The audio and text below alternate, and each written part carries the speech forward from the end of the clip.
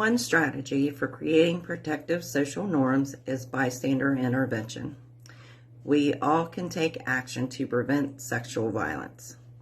By intervening in situations that could lead to sexual violence, active bystanders can both prevent harm and uphold important community values, such as mutual respect and care. A bystander or witness is someone who sees or hears a potentially harmful situation. In some cases, bystanders may not know what to do, think others may act, or be afraid to intervene themselves.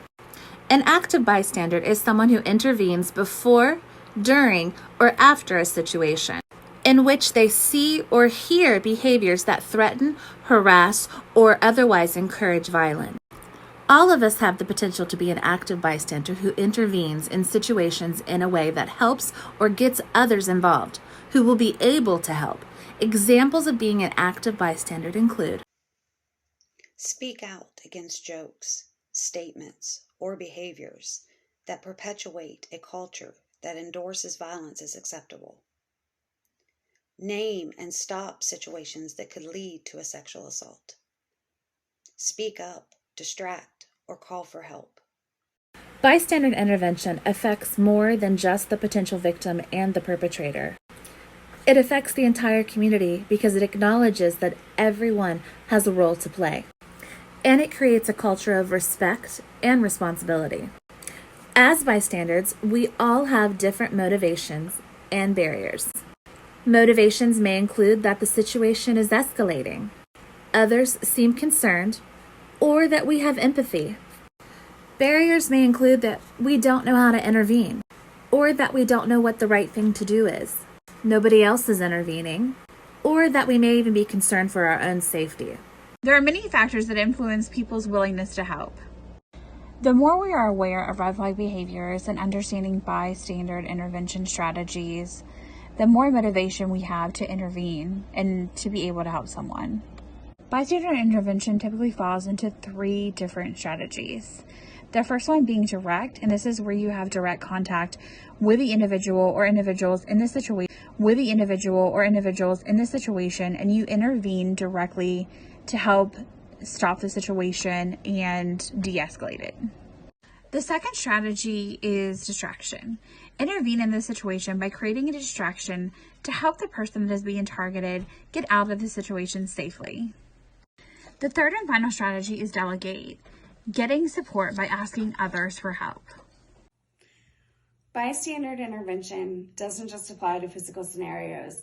It is helpful to be bystanders when we hear verbal scenarios, such as someone making a racist joke or perpetuating harmful stereotypes, and also when we witness online hate or harassment. April is Sexual Assault Awareness Month. When we see harmful situations occur, it might be easier to think that someone else might help. Here are 4 steps to show that you care. C, create a distraction. A, ask directly. R, refer to an authority. E, enlist others. We don't always think as a bystander intervention as something that takes place in our online world. But you have a role to play as a bystander in all your environments. Our online contents can either contribute to or work to prevent the culture of violence. When you witness online hate or harassment, it can be very intimidating. It can be very intimidating to intervene. What if you make things worse?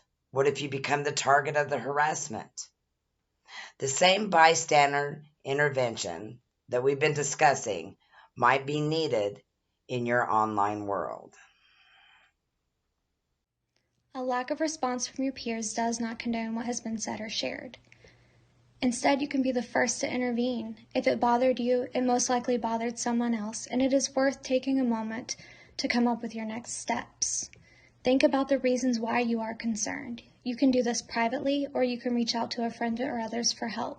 Online bystander intervention typically falls into 3 strategies: directly respond to the person causing harm, offer support to the person experiencing harm, or report the incident to